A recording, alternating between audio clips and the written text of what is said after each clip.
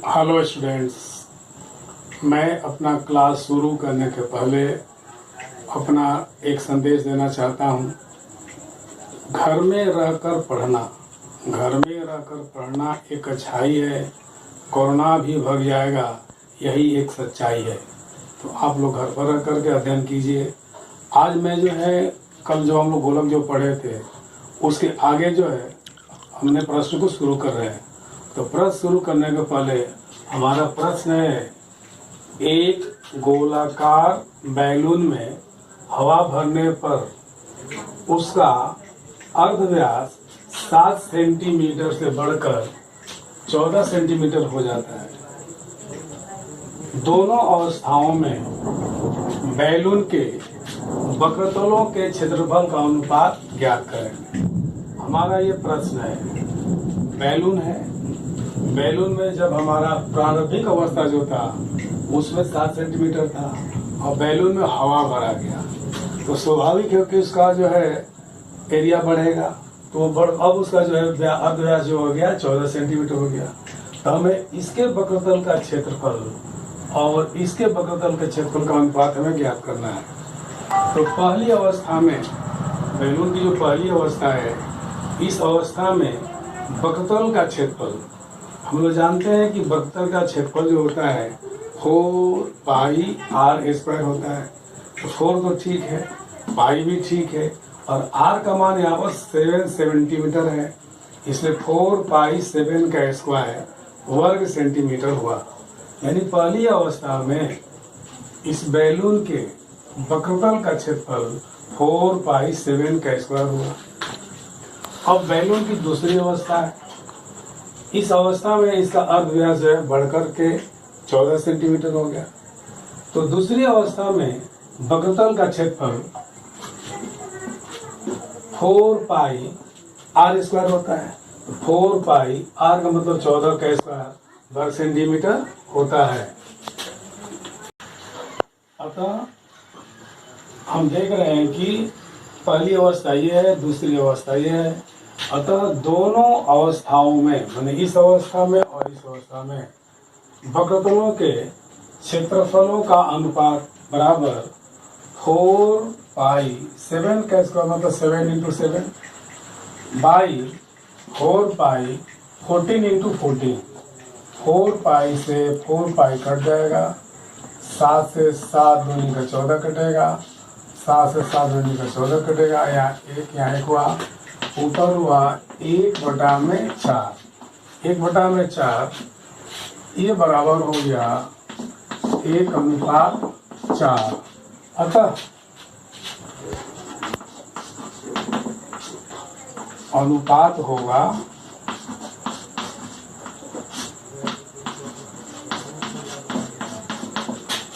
1:4। इस प्रश्न को आप अच्छी तरह समझ गए होंगे। अब हम जो है दूसरे प्रश्न को दे रहे हैं। अब हम अर्धगोलक के बारे में पढ़ना शुरू करेंगे। अर्ध सबसे लगता है कि आधा, यानी गोलक का आधा। अगर हम गोलक को 2 भागों में बांट देंगे तो आधा गोलक हो गया। इसको हम लोग अंग्रेजी में हेमीस्फेयर भी कहते हैं। क्या कहते हैं? हेमीस्फेयर कहते हैं। तो हम लोग जानेंगे कि अर्धगोलक जो है इसके वक्रतल का क्षेत्रफल, ये जो है पूरे गोलक के वक्रतल के क्षेत्रफल का आधा होगा। तो पूरे वक्रतल का क्षेत्रफल होता है 4πr²।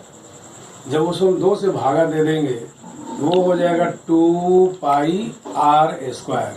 तो हमारा पहला फॉर्मूला होगा कि अर्धगोलक के वक्रतल का क्षेत्रफल 2πr² होगा। तो हम इसे नोट करेंगे कि अर्धगोलक के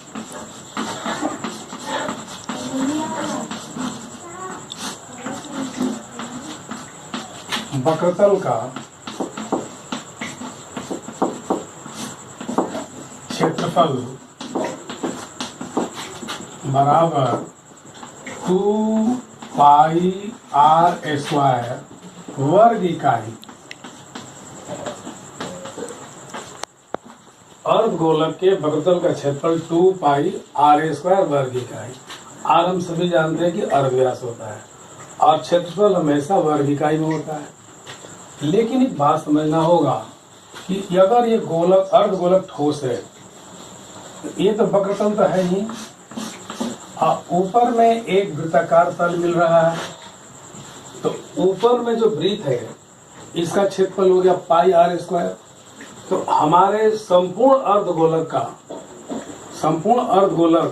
का क्षेत्रफल जो हो जाएगा ये 2 पाई आर स्क्वायर है, और प्लस ये पाई आर स्क्वायर जुड़ जाएगा, तो दोनों मिल करके 3 पाई आर स्क्वायर हो जाएगा। यानी कि संपूर्ण अर्धगोलक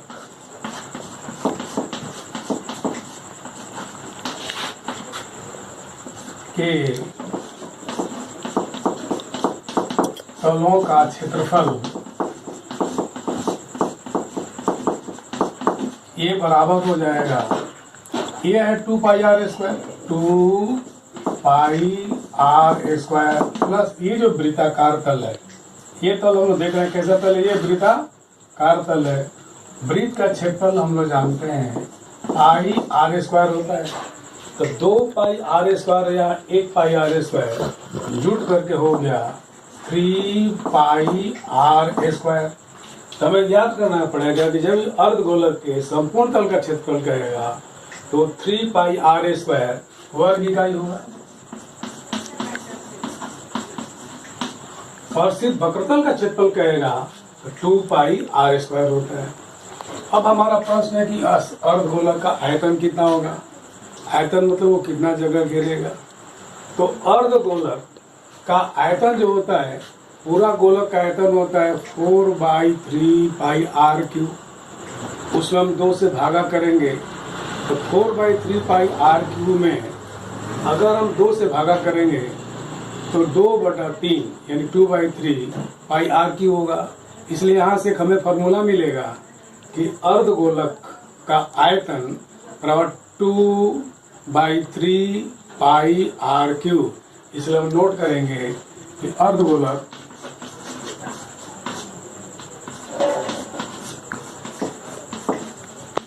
का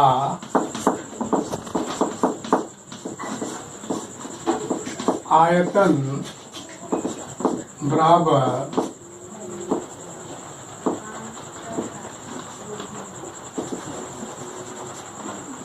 2/3 पाई आर क्यूब घन इकाई। तो हमें 2 बातों का ख्याल करना पड़ेगा। हम लोग यहाँ से अर्धगोलक के वक्रतल का क्षेत्रफल हुआ 2 पाई आर स्क्वायर, इसे याद रखना है। संपूर्ण तल करने का उद्देश्य 2 तल हो गया, वक्रतल और ऊपर में जो वृत्ताकार तल।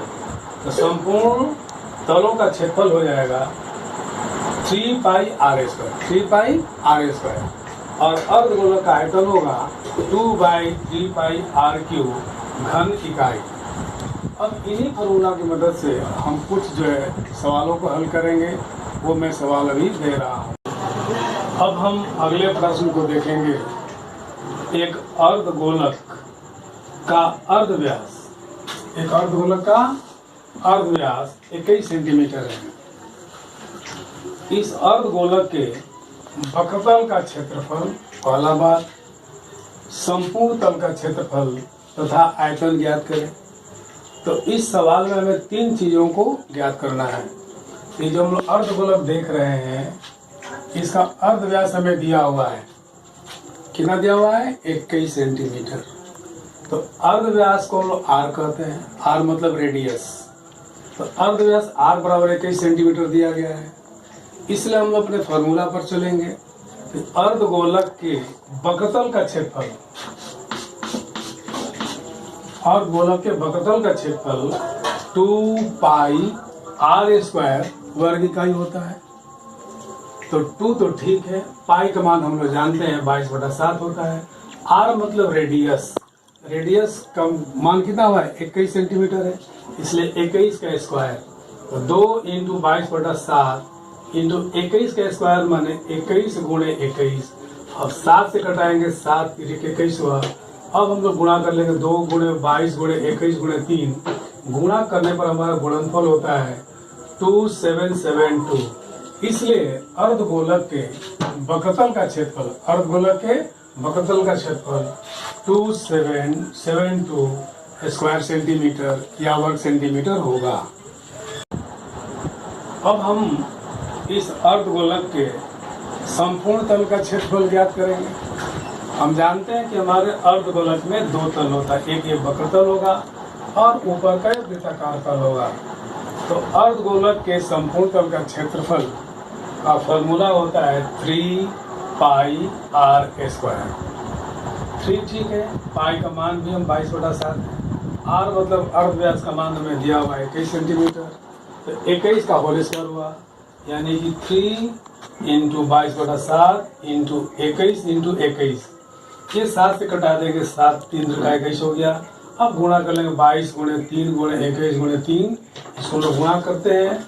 गुणा करने से हमारा गुणनफल आता है 4158 वर्ग सेंटीमीटर। अतः इस अर्धगोलक के संपूर्ण तल का क्षेत्रफल जो होगा 4158 वर्ग सेंटीमीटर होगा।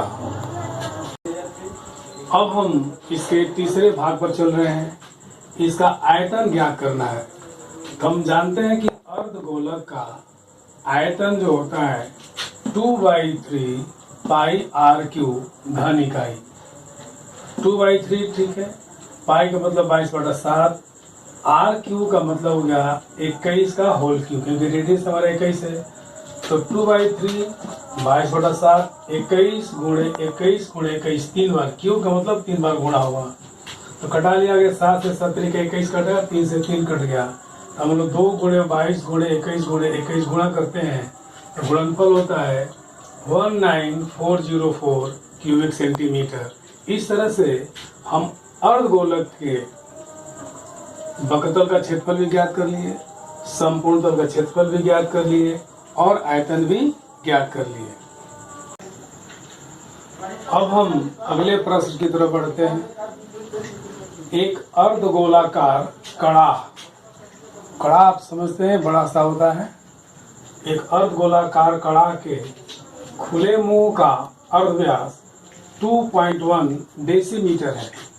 इसका अर्धव्यास 2.1 डेसीमीटर है। इस कड़ा में अधिकतम माने अधिक से अधिक कितना लीटर पानी रखा जा सकता है? ये हमारा कड़ा है, इसका अर्धव्यास हमें दिया हुआ है। हमें बताना है कि इस कड़ा के अंदर में कितना ज़्यादा से ज़्यादा पानी हम रख सकते हैं। तो पहले मैं समझना हूँ कि जो कड़ा जो है हमारा, ये अर्धगोलाकार है और इसका जितना भीतरी आयतन होगा उतना ही अधिक से अधिक पानी रखा जा सकता है। तो हम लोग पहले जानेंगे कि इसका अर्धव्यास जो है 2.1 डेसीमीटर दिया गया है। तो कड़ा अर्थात अर्धगोलक का आयतन जो होता है 2/3 पाई आर क्यूब घन इकाई। 2/3 पाई का मतलब 22/7, आर का मतलब दिया हुआ 2.1, इसका होल क्यूब कर रहे हैं घन डेसीमीटर। 2/3 22/7, 2.1 का मतलब 21/10 गुणे 21/10 गुणे 21/10। एक बात देखना, यहाँ एक घन डेसीमीटर है। हम जानते हैं कि 1 घन डेसीमीटर बराबर 1 लीटर होता है, इसलिए जो घन डेसीमीटर को हमने लीटर में बना दिया। तो हमारा ये जो आयतन हुआ इतना लीटर। अब इसको हम लोग क्या करेंगे कि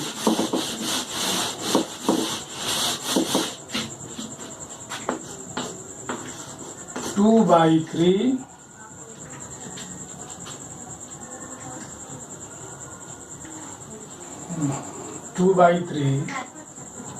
ये 2 कटा देंगे, 3 से कट गया, 2 × 22 × 21 बटा में 10 × 10 × 10 यानी कि 1000 लीटर हुआ।